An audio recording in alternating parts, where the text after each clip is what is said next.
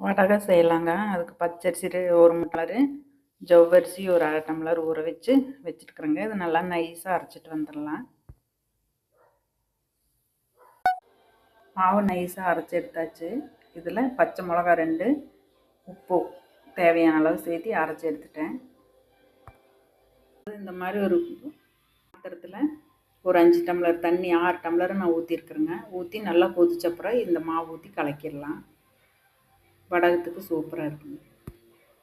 மாவில் நான் 1 டம்ளர் தண்ணி ஊற்றிருக்குறேங்க. இன்னொரு 1/2 டம்ளர் ஊற்றி நல்லா கலக்கிக்கலாம். நல்லா கலக்கிடலாங்க. இந்த மாதிரி கலக்கியாச்சு. நாம் தண்ணி கொதிச்சிருச்சு, அதில் ஊற்றலாம். தண்ணி கொதிச்சிருச்சு, அதில் நாம் ஊற்றிடலாம்.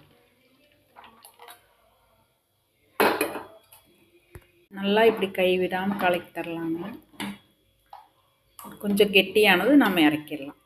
இந்த அளவு நாம் இறக்கி வச்சாச்சு. இதையும் நாம் காய வச்சிடலாங்க வெயிலில். காய போடலாங்க. இப்படி ஸ்பூனில் எடுத்து சின்னதாக செஞ்சு வச்சிடலாம். இதே மாதிரி எல்லாத்தையும் நான் போட்டு காய வைக்கலாங்க.